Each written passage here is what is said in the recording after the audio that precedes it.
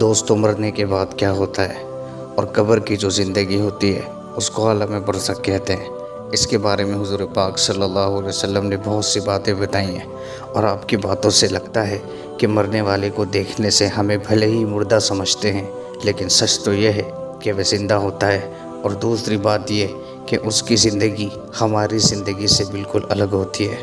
دوستو، مرنے والا جب مر جاتا ہے اور قبر میں چلا جاتا ہے تو قیامت تک کی جو زندگی ہوتی ہے اس کو عالم برزخ کہا جاتا ہے۔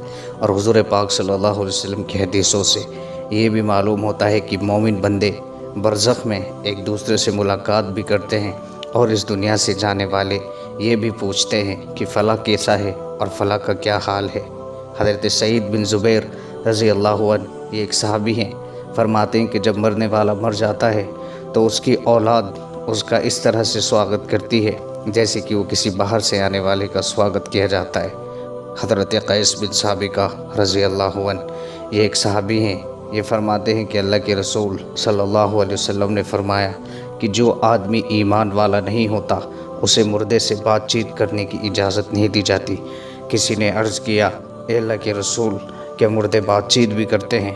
فرمایا کہ ہاں، اور ایک دوسرے سے ملاقات بھی کرتے ہیں۔ اللہ کے رسول صلی اللہ علیہ وسلم سے کسی نے پوچھا، اے اللہ کے رسول، کیا مردے آپس میں ایک دوسرے کو پہچانتے ہیں؟ آپ نے فرمایا، تیرا بھلا ہو، روح مطمئن وہ روح ہے جسے اطمینان حاصل ہو، جنت میں ہرے پرندوں کی شکل میں ہوتی ہیں۔ اب تو خوب سمجھ لے کہ پرندے اگر آپس میں ایک دوسرے کو پہچانتے ہیں تو روحیں بھی آپس میں ایک دوسرے کو پہچانتی ہیں۔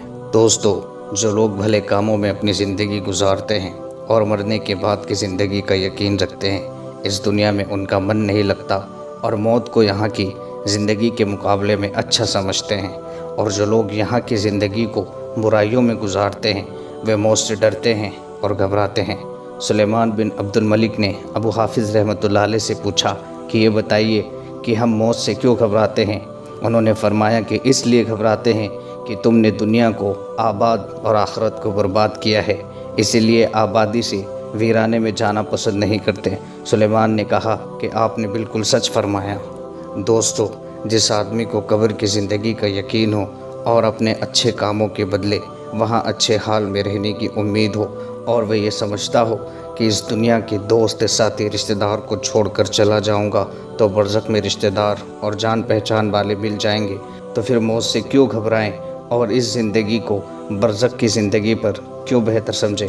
اللہ کے رسول صلی اللہ علیہ وسلم نے فرمایا، کچھ روایتوں میں یہ بھی ہے کہ پیارے نبی صلی اللہ علیہ وسلم نے موت کو مومن کا تحفہ بتایا ہے۔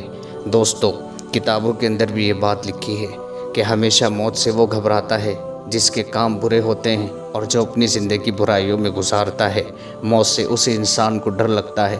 اور جو لوگ روزہ نماز تلاوت قرآن کا پرہیزگار ہوتا ہے، اللہ اس کے رسول صلی اللہ علیہ وسلم کے بتائے ہوئے راستوں پر چلتا ہے، تو وہ موت سے نہیں ڈرتا اور موت اس کے لیے تحفہ ہوتی ہے۔ جزاک اللہ۔ ایسے ہی اور اسلامک ویڈیوز کے لیے ہمارے چینل کو سبسکرائب ضرور کرنا۔